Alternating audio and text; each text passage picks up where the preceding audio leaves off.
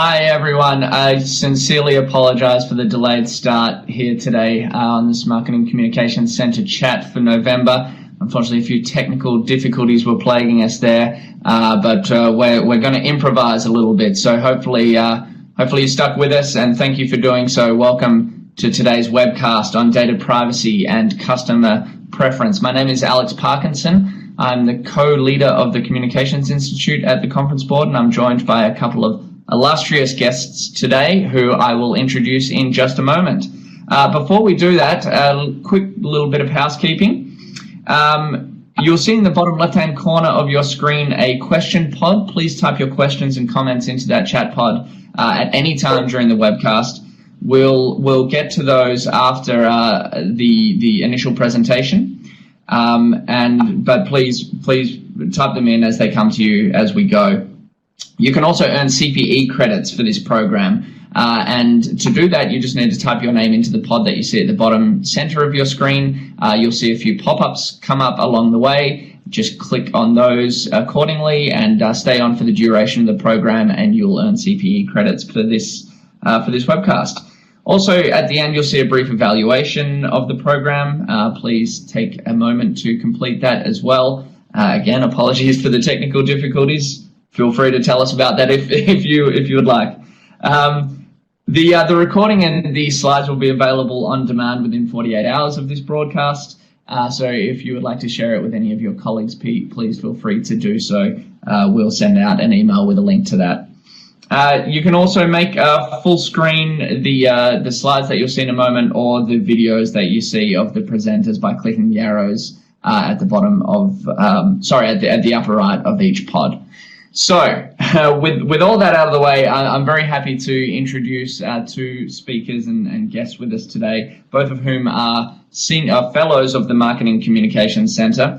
First of all, Chris Bailey is a senior fellow of the center and the CMO of Icelandic mobile payments company Valitor. A couple of months ago, Chris was named B2B Marketing's most innovative woman in tech. She's in the middle of writing a book as well about data privacy, and has interviewed some really fascinating people for that book, so we look forward to that coming out. But for now, we'll say hi, Chris. Welcome. Thank you for joining us. Thank you. And then we also have Jen Mcclure, who is our Distinguished Principal Fellow of the Marketing Communications Center. Jen is also CEO of GEM and Managing Director of the Consultants Collective and publisher of Biznology.com.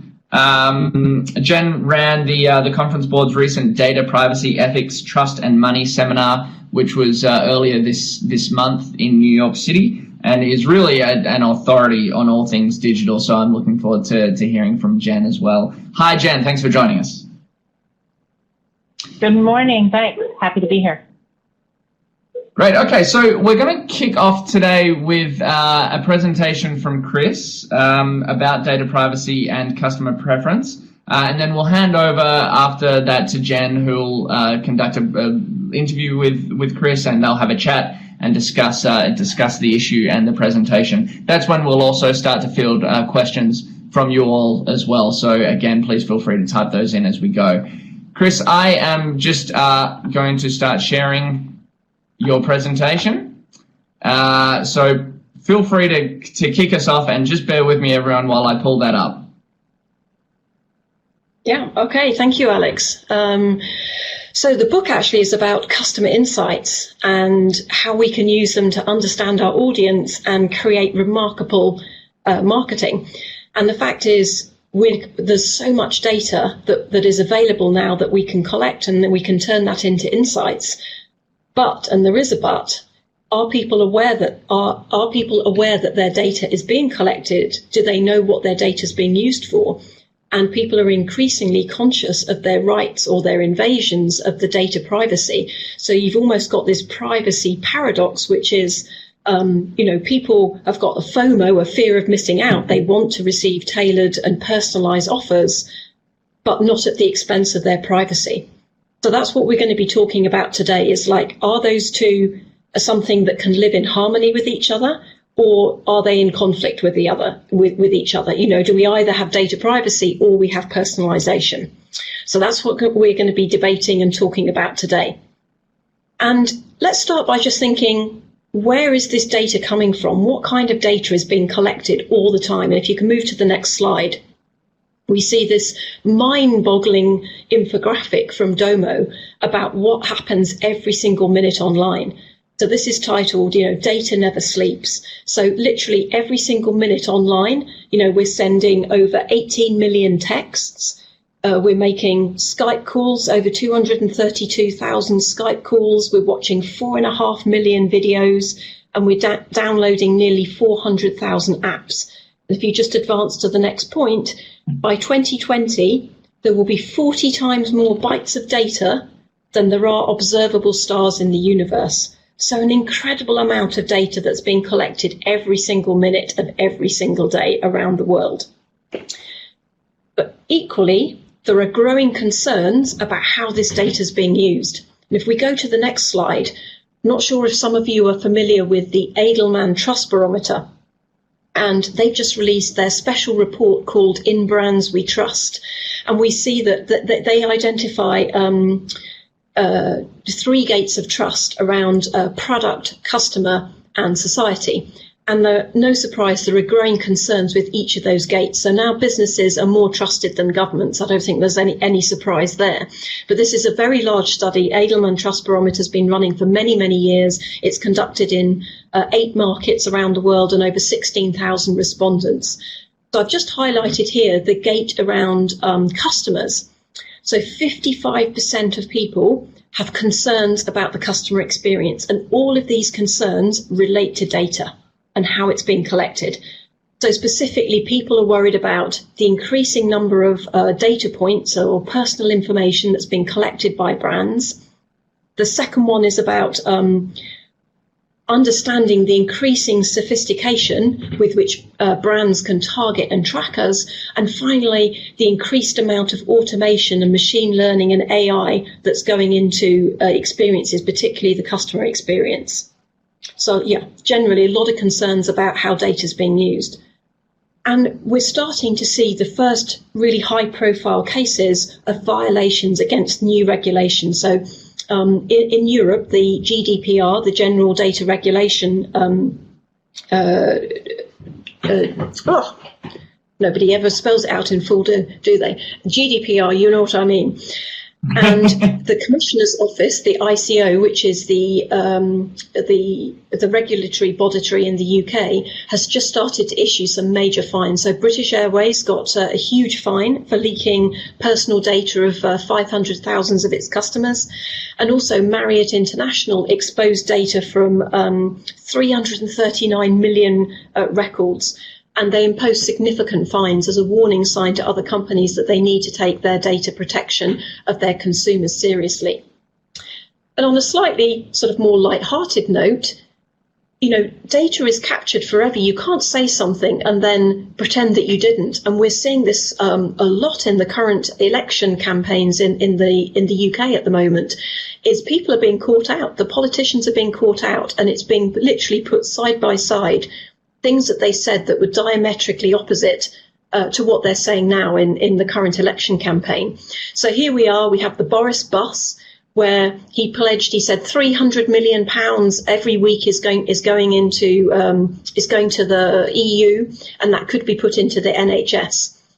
So you know that expression, what goes on tour stays on tour? Well, in this case, what went on the bus stayed on the bus, because that was brought up again. And actually somebody filed a lawsuit against him for making false claims in a public office. And in actual fact, he was cleared. So on this occasion, he wasn't prosecuted. So he did get away with it. But I guess the point is more, if you're making a claim now publicly, that claim is going to stay there forever. And talking of transparency, who's seen the Netflix documentary, The Great Hack? Raise of virtual hands, if we can go to the next slide. Now, I watched this because obviously I'm writing a book on customer insights. This is really interesting to me personally. And The Great Hack is an expose of what happened, like whistleblowers, former employees of Cambridge Analytica, and also a professor in the US, explaining what happened when Facebook, multiple data points from collected by Facebook were used, combined with behavioral data, to serve up Facebook ads during the the run-up to the US presidential campaign. And I watched this, and I must admit I watched in admiration of the really clever things, sophisticated things they'd done with data, and absolute horror in equal measure about, in my view, the lack of ethics, that people weren't aware of how they were being targeted. And the data was used to serve up Facebook ads, particularly to people who were vulnerable to switching and who were likely to switch their vote to Trump. And there were 6 million Facebook ads served up as part of Trump's campaign, and in comparison, only 66,000 ads, Facebook ads, served up as part of the Clinton campaign. Now, who can say whether that was the reason why Trump won the election? But, you know, just look at the stats. It must have had an influence. We could say the same about the Brexit vote. There was also data used by Cambridge Analytica, it claims in the documentary, to swing the Brexit vote. So you're starting to see a lot, people are getting a greater understanding of how their data is being used, and a greater understanding that everything might not appear to be as it seems, and that people are being manipulated. And there's no bigger manipulation going on at the moment than this term that's arisen called deep fake. So if we can advance to the next slide.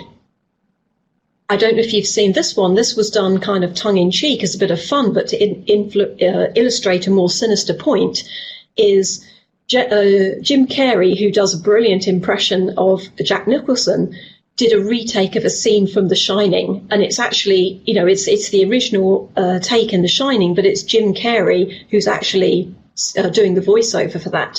And that really is to illustrate how easy it is to use a lookalike who sounds very similar to the actor or the person or the celebrity or whomever in question, and they can put words in their mouth using artificial intelligence.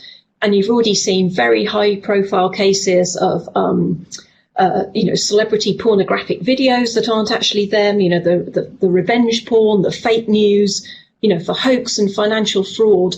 And again, you know, we can laugh at some of these videos. They're really funny when it, you know, appears to be a big celebrity or a political leader saying something that is actually not them. It's very funny, but it has a really, you know, dark side to it, because people, it's getting so clever, people can't tell the difference between the deep fake and the reality. And you're actually starting to see new terms emerging. So if we go on to the next slide, you know, there is hope that we can't just make stuff up. And you're starting to see these new terms emerging of trust washing and woke washing. I don't know if you've heard of these.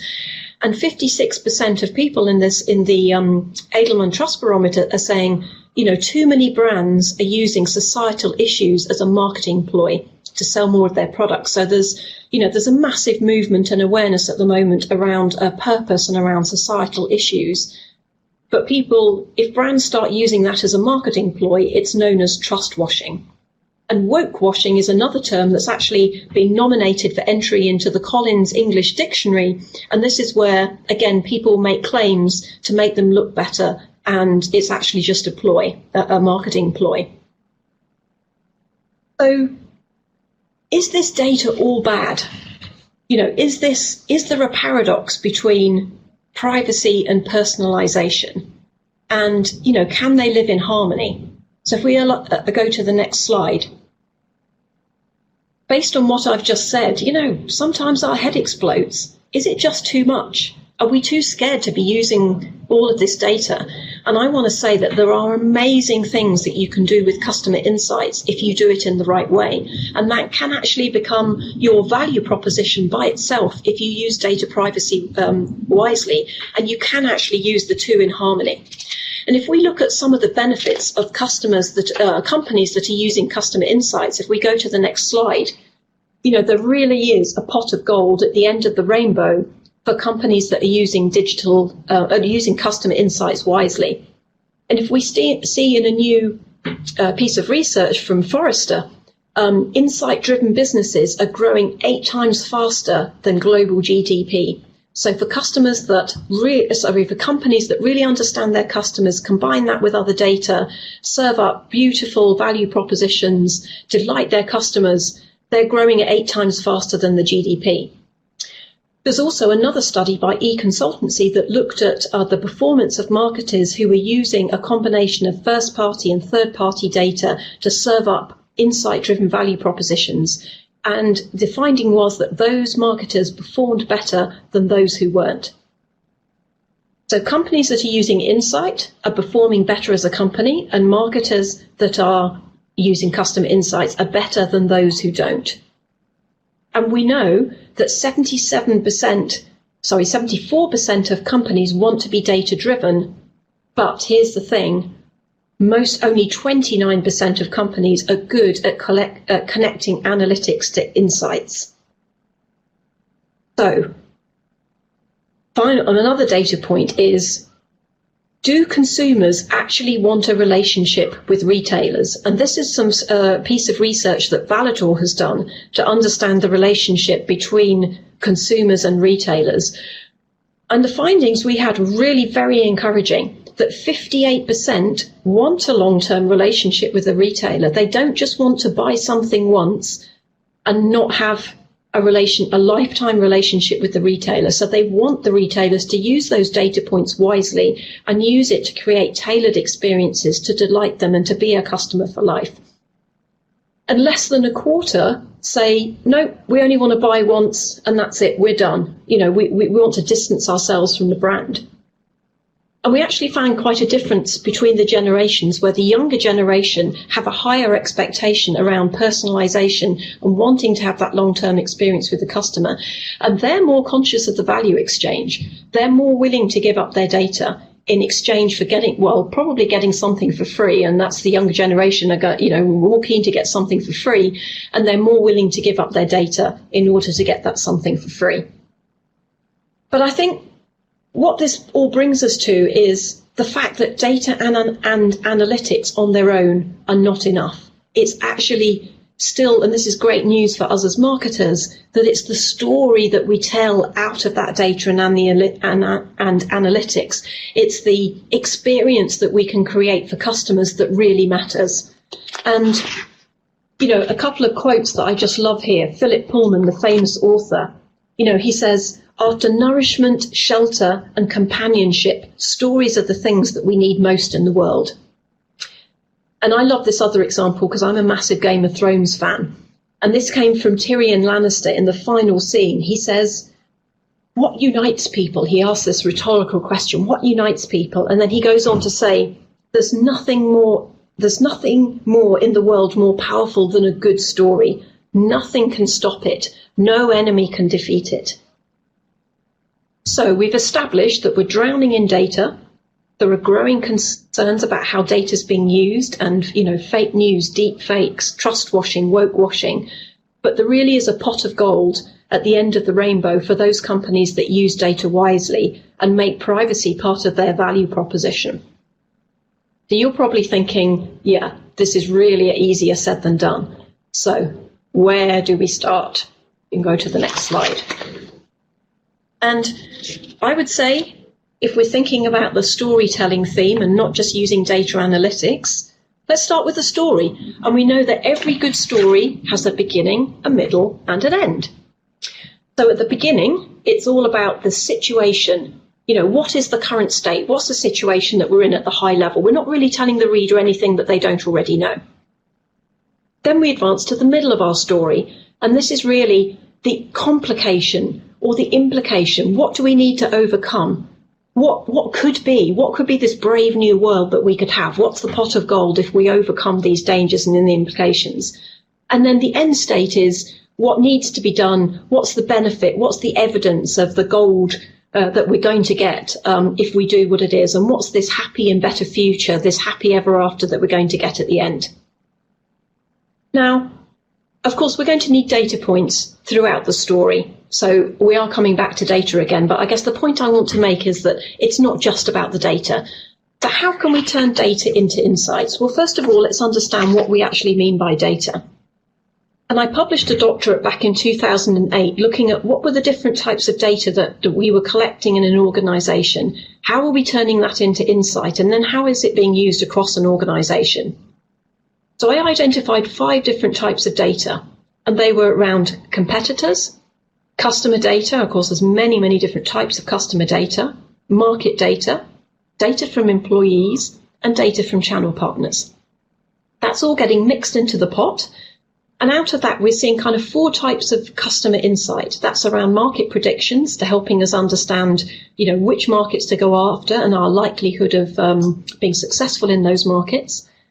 A massive one around customer segmentations. And, we talk about one-to-one, one-to-many, one-to-few, one-to-many. There's many different ways in which we can do customer segmentation, and a lot of talk of personas. And personas really are a way of bringing customer segments to life.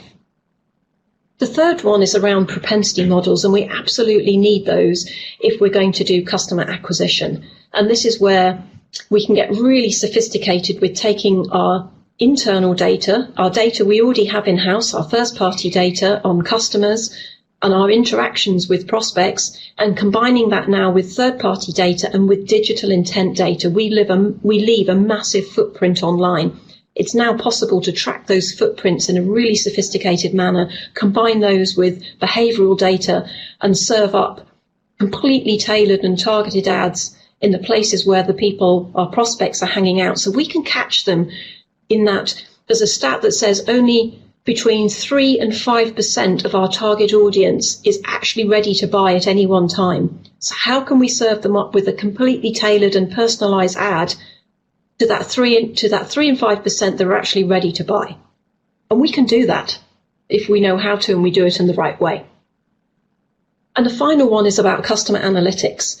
And there's lots of different types of customer analytics. It's about, customer lifetime value. It's about customer life cycle analysis. It's about intent, events and triggers, all those kinds of things, propensity to churn, those kinds of things, where we can really understand how we can use analytics to do better cross-sell and upsell. And this is just an illustration of how we might use those insights across the marketing mix. So it's not just about customer acquisition, it's using those insights to create a mission statement with purpose and a value proposition that really matters to customers, how to inform our brand strategy. It's how to create really on-the-mark personas, to serve up the right content and thought leadership to those personas at the right time, and then how we can use propensity models to acquire customers, and then analytics to do cross-sell and upsell and extend the life cycle of the customer. So that's all quite serious. Sounds like a lot of hard work. So I just wanted to be a bit more light-hearted and think about, okay, what could possibly go wrong when we're collecting that data and the analytics? And I guess the first lesson is data can never replace common sense. And if we go to the next slide, we've got the car driving off the cliff. Now, this is confession time. How many have listened to your GPS or your sat-nav, as we say in the UK? And we kind of know that we're driving in the wrong direction. We kind of know that our intuition is better than what this machine is telling us to, but sometimes we just follow it anyway and end up driving off a cliff. So the lesson here is never lose your common sense. If the data is telling you something that you think is not right or you think is strange, then ask more questions. Don't just blindly follow your data. And just wait, please, Alex, before you advance to the next slide. I don't want to spoil the surprise. So I thought, well, I'm going to have a bit of fun and see if I kind of can trick Facebook into serving me up some ads based on what it thinks I am, or that the person what it thinks I'm looking for. So I went into Google and I said, what could I wear on a stag weekend? And the next thing I said is, I'm looking for a cheap facelift. And thirdly, I'd just come back from Spain in the summer. I brought myself a new, we call it a bum bag. In America, you call it a fanny pack. I want an unusual fanny pack or a bum bag. So I did that search in Google, closed down Google, and I went into Facebook to see what ads would then appear in my feed. And I have to say, Facebook totally delivered. So Alex, if you can go to the next slide. These are the ads that Facebook served me up. So a nice pair of gold lame hot pants for my stag weekend, and something I can wrap around my face in a sling for a very small sum of money for my facelift. And then, the fanny pack or the bum bag of the fake beer belly. So I just thought, that was just a really funny example. Please go and play this game at home. Go and put some really fun things into your search engine and see what comes up in Facebook. And the wrong attribution can cause offence. Maybe you've been actually genuinely searching for something, but it's a very large jumper for your very large granny. And next thing you know, you've got you've got some very unusual clothing appearing as recommendations in your feed. So, wrong attribution. We're delighted when we're served up with something really relevant. We can be offended or laugh, when we're served up with the wrong ad. Okay. So another danger is if we're purely basing our assumptions on social demographic data. And if you listen to Clive Humphrey, who's like kind of the god of analytics, he was the founder of the Tesco Club Card scheme in the UK. He talks about, if we can advance to the next slide, please. He talks about different eras, and he said, back in the 1950s, you are, what you do for a living. Then it advanced to, you are where you live. And then it advanced to you are what you buy, which is when Tesco Club Card came in. And now we're entering an era of you are what you love. It's all about what you love on social. And just to illustrate that point of how this has evolved, if you were only to look at social demographics, here we've got some social demographic twins. Two males, both born in 1948. They grew up in the UK. They're divorced and remarried. They've got grown-up sons. They're very wealthy, and they're world famous. Sounds like the same person, right? They're going to have exactly the same things that are going to delight them. We can treat them in the same way. Now, I don't know if you're already thinking in your head, who are these two gentlemen? People often get the first one, so I'm going to put you out of your misery and tell you who the first one is. You can just advance, Alex, and you can say to your computer, did you get it right? Prince Charles, he was the first one. I don't know if some of you got this right. Now you get extra bonus points if you get the second one, which is Ozzy Osbourne. And just to prove these two gentlemen have met, we've got a nice photo of them on a social occasion. But I guess the point is these are two completely different human beings. But if we'd only looked at social demographics, they would have been the same person. Okay, fun over. Let's go back to a quick recap of what we've talked about so far. So data never sleeps. And we've seen that from the Domo infographic about just what happens in every single minute online. There are growing concerns about how data is being used, and we heard about the Edelman Trust Barometer and the gates of trust, and we heard about the fines that are being issued by the Information Commissioner's Office. And we're seeing, what you say is forever there on the internet. What goes on the bus stays on the bus. And, there's increasing concerns of, what's real and what's not real, the deep fakes, the trust washing, the woke washing. But there is a pot of gold at the end of the rainbow if we are to make use of that data, turn it into insights, and insight-driven companies are growing at 8 times faster than the GDP, and marketers who use these insights are winning. And from our own research, we know that consumers do want a relationship with retailers. So that is great. People are willing to give up their data, but we have to be clear about that value exchange. So as marketers, how can we turn data into insights? And then how can we action that across all areas of the marketing mix? And in doing so, how can we avoid those fun data traps that I talked about? So finally, just a few recommendations. We go on to the final slide. We need to respect and embrace privacy. Absolutely. Just because you can collect something doesn't mean you should.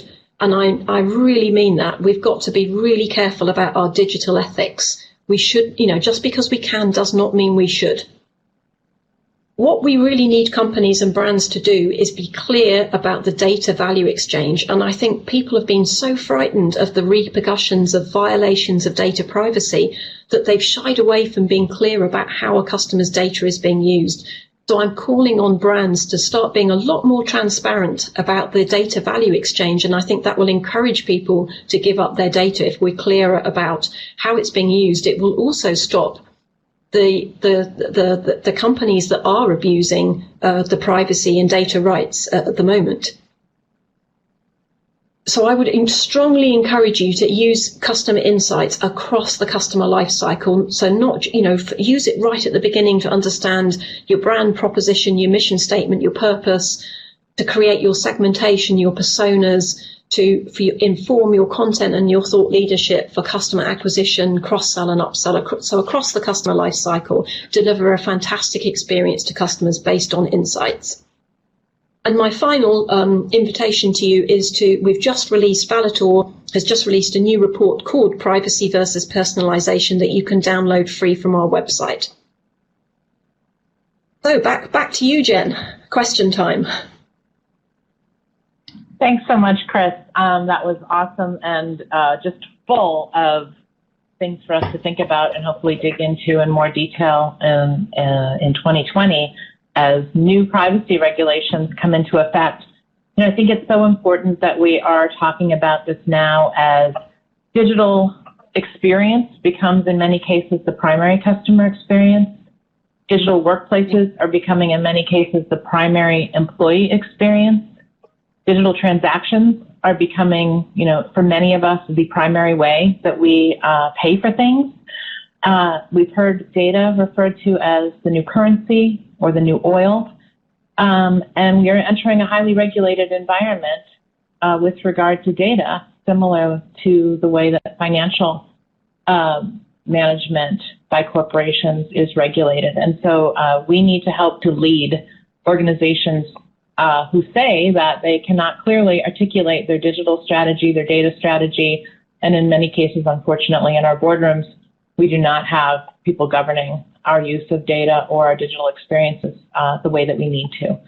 So some of the questions that we wanted to address today, and you started to touch on these, but in terms of how we not only are compliant with regulations, but take the next step to be intentional and ethical about our use of personalized data of our customers or our employees. What are some specific things that you're seeing that companies are doing? Who's doing a good job? And what would be like the first three things that you would advise companies to do? I know you left us with a bit on your slide, but can you go into a little more detail about how we address the significant tension between the desire to deliver and the desire on the part of consumers to receive personalized experiences, to have that experience where companies know them and are addressing their specific concerns, and yet we need to be compliant in the way that we gather and use their data? Yeah. I guess my first request would be clear about the value exchange. I touched on that, in one of my last slides. I think companies are quite fearful of being transparent about what's happening with people's data. So, be clearer about, what people are just kind of, I guess companies like, oh, please just give me permission. Please, just give me permission and then I'm okay. And then I can start using your data for marketing purposes. I think companies should be more transparent and clearer about what's that value exchange is. So what people can get in return for giving up their data. And then of course, people. Go ahead. I was going to say, and people, of course, need to be familiar with the law, so they need to be complying, with those data privacy regulations, and, they will very quickly get hauled up and found out if they don't. So they need to take that data privacy very seriously.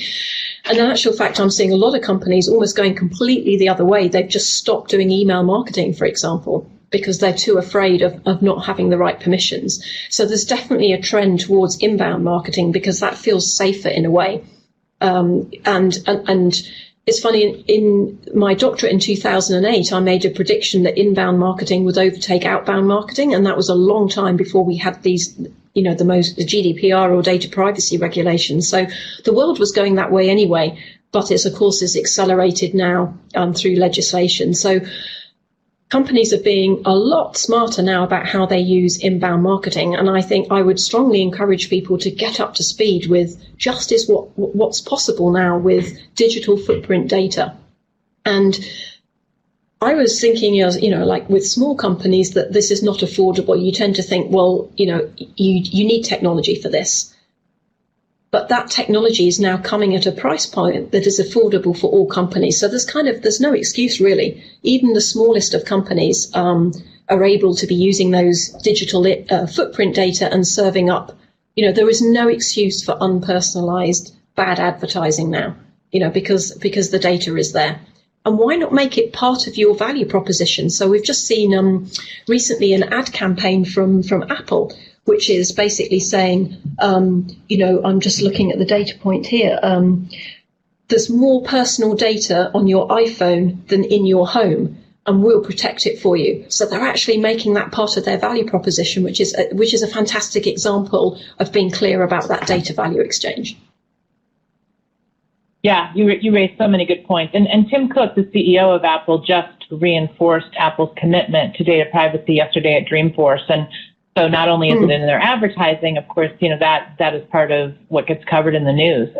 I think, it is the converse of what you talked about in terms of trust washing, is that when companies really do go beyond regulatory compliance to adding this in as a core commitment and part of the way they do business, that trend. Actually, Snicker, which is now part of the Marketing and Communications Center, just conducted a study last year, for those on the line, that you can access through your member portal, on the tension between compliance and innovation. Because you're absolutely right, Christina. We've seen many tech vendors in the face of GDPR and now CCPA, which will go into effect in January here in California, but affects anyone marketing to California residents, so not just California companies, similar to the way that GDPR affects, not only Europeans, but anyone who is touching EU citizens.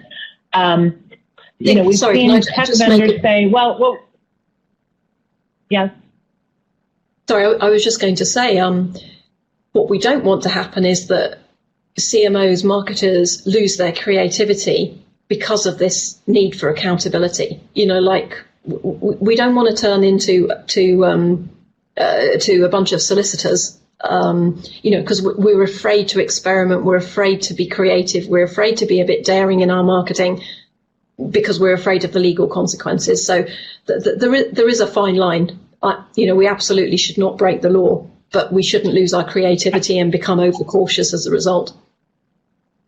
I totally agree, but unfortunately we have seen that is indeed the case in many organizations, and I think that raises the point that you made about the need for education, and then the idea that our data governance strategy and our digital strategy is not just the purview of IT or not just the purview of marketing. It has to go across the entire organization. Everyone touches data. Everyone has to understand not only how to be compliant, but also what can we do to continue to innovate and deliver stellar customer and employee experiences. We have seen tech companies taking certain kinds of data collection out of their platforms so that we are more challenged to be able to gather certain kinds of user data. That's not the case ubiquitously, but I've certainly seen it happen with some of the vendors that we work with. I think it's kind of important for everyone in a company to be able to ask those 5 questions: the who, what, where, why, and how of data collection, right? Who are we collecting it from? Why are we collecting it? What are we collecting? Where did we get it? Did the person tell us that we could collect that? How are we using it? And for what are we using it? And how long do we need to hold on to it, right? We have to be able to answer those questions to be compliant. And that is a question that goes well beyond just marketers to lots of different kinds of people in the organization touching customer data, right? Sales touches it now, particularly with social selling solutions like LinkedIn, giving them access to PII. Social media professionals touch consumer data. Obviously, IT does in marketing. So it is a need to have a more ubiquitous understanding of not only how to be compliant, but what is really our strategy for using data. And I think marketers are are constantly finding new ways. It's like we're a creative bunch. As soon as one door closes, then we'll find another way to do the thing that we want to do. And I see a lot of people transitioning to doing social selling via LinkedIn, because that's a way in which you can still reach out to people in a compliant fashion. So you're seeing a lot less email outreach and a lot more social selling on LinkedIn. And there's a debate going on now about the social platforms. Are they platforms in which people collaborate, or are they publishers? Because different rules apply. If they're a publishing platform, then there's a lot more regulation that applies than if they are, a platform to collaborate. But where does that leave us with the influencers? I was just reading that Kylie Jenner, make sure I get the right Kardashian here. Kylie Jenner, she charges £960,000 per post on Instagram. Now, is that a sales vehicle, or is that just her sharing with her community? So that has quite big implications. And I'm sure if we start regulating one platform, then people will move to another platform. So at the moment, my 11-year-old daughter would not be seen dead on Facebook. She's using TikTok and Instagram and Fortnite. So as soon as regulation enters one social platform, you can be sure that people are going to start another platform. And what about dark social? Yes. What does that count as? Yes, and you made a great point about the younger generations wanting that relevant and personalized relationship with the companies they do business with, but they're also getting a lot more sophisticated in terms of the way they use social platforms and what we're calling private social media, right? So your daughter, my son, are not living their lives out loud on Facebook and spreading posts to everyone that they ever met or did not meet, right? They're having these small, private relationships and groups that they control on Snap or on Instagram, on other emerging platforms. We're seeing that in the business world as well, with social platforms being built and owned by companies, and online communities being regulated by companies, so that they're not just spreading everything out there on Facebook. And I think we're also seeing attorneys in corporate settings having a huge issue with social media monitoring platforms that, regardless of if that data is publicly available or if folks have chosen to share it. I know I've had these discussions with general counsel that, is that still data that we can then at the post level gather and store because it is personal data. So there are, a number of tensions around the emergent, the evolving use of social media. Both how do you get to the younger generation if they are not using these ubiquitous large social platforms? And then how do we deal with the tensions of compliance from our attorneys who are saying, monitoring is a dangerous thing to do in this regulated environment? So do you have any comments about those trends? Yeah, absolutely. And I think people are going to start to realize that there is value in their permission. There is value in their data. And yes, we've got GDPR in Europe, and we're starting to see, the Californian data privacy and other regulations coming in different states. But this is only going to get more intense. So we've got legislation coming into effect next year, which is all about cookies. Now, that's going to throw a bit of a crossbow over all the companies that are currently collecting digital footprint data and buying intent data, which is based on cookies. So there's kind of a race to be able to do that. And, we talked earlier about, totally personalized ads. But if we're thinking ahead to when that cookie legislation comes in, then you're already starting to see some innovative startups who have got a completely permission-based advertising platform where people have knowingly given their permission to be advertised to, and they get paid or rewarded for giving their permission. So absolutely, I can see that as a trend coming. Sort of beyond privacy is the again, more power to the consumer, but power in their hands to give their permission in return for getting something in return for giving away that permission or that data. Yeah, Yeah, it's a very interesting trend. It goes back to that idea of data as currency, whether it's held by the individual, which should own their own data, or the company. Alex, we have about 9 minutes left. Do we have questions from the audience or questions from you? Yeah, about 9 minutes, Jen. We have a comment from the audience that you might like to weave into your discussion here. Egos are about hiding feelings, therefore privacy is a danger to people who don't want to resolve their own personal problems. Sharing one's data is a way to help show one's preferences from to determine future needs. The present state of mind should be a content one, I think. So just a comment from the audience there, but if anyone does have any questions or anything, please feel free to post them now. We've got a few minutes left here.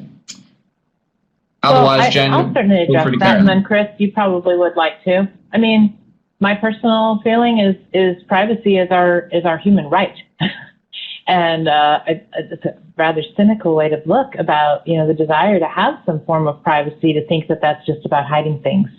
I think as business leaders, we need to respect people's privacy, and we need to work in partnership across not only inside our organizations, but with our employees and with our customers to understand where we can have a relationship and not have that at the expense of violating privacy.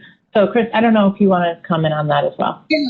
Yeah, just going back to that comment again, I think this, and I hope this message is one of the sort of key takeaways, is about the data value exchange. So those people who want to get something, a totally personalized offer, those who have the FOMO, the fear of missing out, understand that they need to give up their data in order to express their preferences and to get a tailored proposition in return. But for those people who don't want to get tailored offers and don't want to give up their data, that's fine too. As long as they understand that in withholding their permission or withholding their data, then it would be impossible to give them that personalized marketing experience. So as long as people understand the data value exchange, that's the important thing. I think it's the digital ethics for me, it's when people's data is being taken and manipulated in a way that they're not aware of, or they're not aware that they're being manipulated. But as long as people understand the data value exchange, that sits comfortably then with me.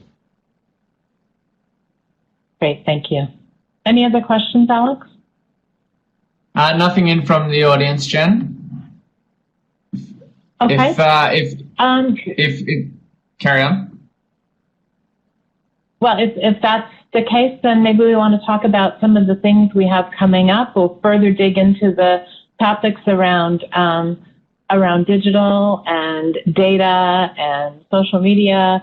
I know that you want to talk a little bit about our upcoming webcast with Nora. We will also be doing a webcast with our senior fellows who have made a number of really interesting predictions around the most important digital and social media trends for 2020 and beyond. We talked a little bit about deepfakes and AI, and we'll talk about all of that in more detail.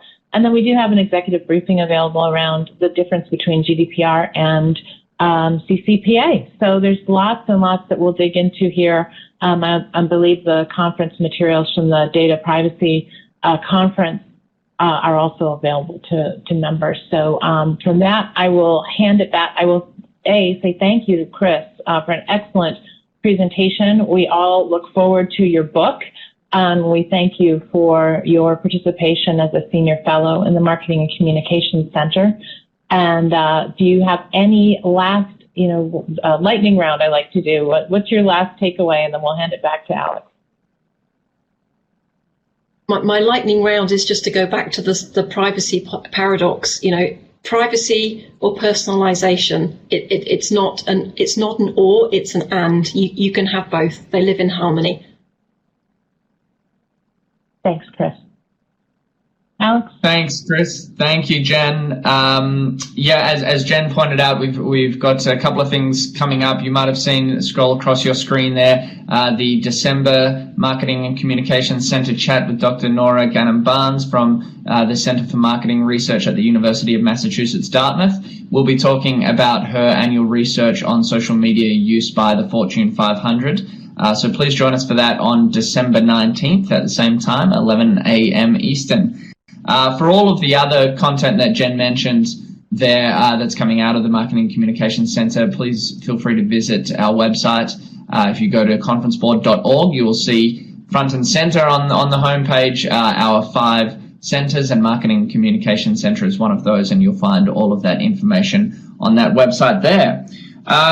Otherwise, I just wanted to join Jen to say thank you very much to Chris, to point out also, Chris, that I highly recommend the hot pants, the gold hot pants that you were marketed by on Facebook. So that's just a little personal recommendation there.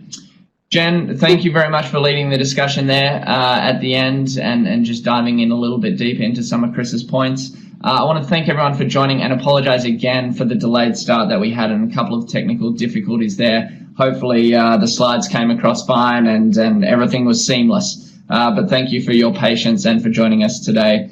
Otherwise, this has been, of course, a Marketing Communications Center chat, and we look forward to seeing you at the next one. Thank you very much. Thank you.